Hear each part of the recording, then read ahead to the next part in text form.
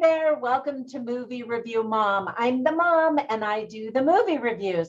And today the film I'm reviewing is called Wrong Place. This dramatic action movie is available in theaters, in select theaters, and on video on demand on July 15th, 2022. The movie is rated R and is an hour and 36 minutes. So my Movie Review Mom grade is, yep, I'm telling you my score right at the very beginning of the video, but keep watching.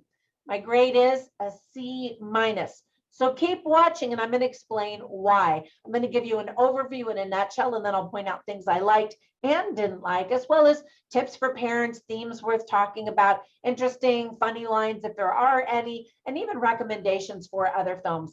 So let's get started. In a nutshell, a methamphetamine cook hunts down the former police chief of a small town in order to silence him before he can deliver eyewitness testimony against his family, but ultimately finds himself up against more than he had bargained for. So there were some things that I liked about this movie. First of all, I've been a fan of Bruce Willis for decades. And so I'm really sorry to hear that he has been diagnosed with aphasia.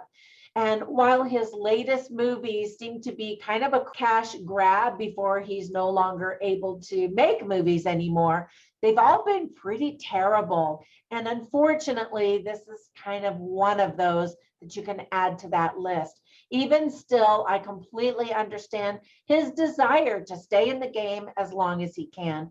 There were a few moments where I saw kind of glazed eyes, and so I'm not sure if he's on medication. As I've seen older people, my twin sister's a nurse practitioner, my parents are all aging and on various medications. And so when I saw that look, I thought, you know, bless his heart, he's trying to hang in there and nobody can fault him for that. But it's not up to snuff in terms of how great he was before and the high quality of movies that he used to star in before.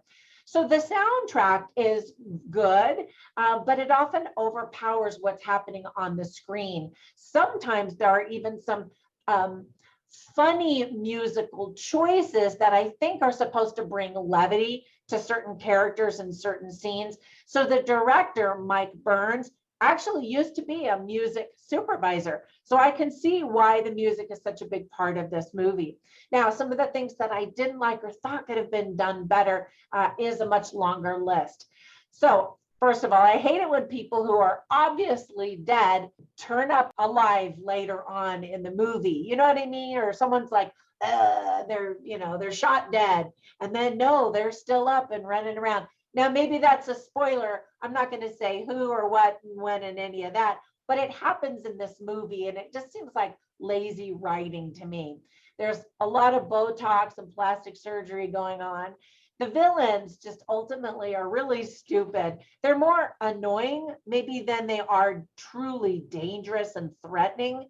There's sort of a Home Alone feeling, vibe kind of that the villains give off, you know, that somebody gets a tea kettle and smashes them in their face and they're like, oh, and then they come back fighting. I don't know. There were just some moments where I was like, oh.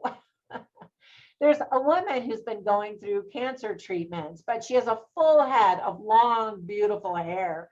Now, I know that not all cancer treatments actually result in hair loss, but they didn't even really try to make this woman look sick, just, like a cute movie star.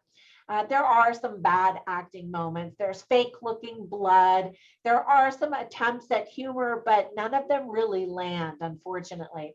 Let me give you some tips for parents. There's drunk driving that results in a car crash that we see, lots of profanity, including lots of F-bombs, bloody deaths, hostages, a lesbian relationship is portrayed, violence, various weapons. Some of the themes that are illustrated very well are revenge, family, cancer, guilt, and being prepared. Now, I always write down funny lines or interesting lines if there are any, and I have them on my written review at moviereviewmom.com, so you can go over there and check those out. There's this one character who's African-American, played by Texas Battle, and crazy stuff happens, and he says, this is some KKK bleep. He he swears, but he's really the comic relief for the movie. And it kind of did make me chuckle inside. And then there's an interesting line spoken by Chloe, who is Bruce Willis's daughter. She's played by Ashley Greene, and she's the one diagnosed with cancer. And she says, when you think about death as much as I have, you're no longer afraid of it. And that was like a big, powerful moment for her to proclaim that she doesn't fear dying. And that was a good thing. So now that's it for the review. Let me give you a recommendation for a better Bruce Willis movie that also features a love of a father and his daughter. And it's called Death Wish. Now, this is the 2018 version, of course. He gives plenty of respectful nods to the original, but I liked his take. I liked what he did with it. And ultimately, it was a good movie. So anyway, check that out if you haven't seen it. All right, if you watch this movie, I hope you enjoy it. Just don't expect a whole lot, and you'll probably have a good time.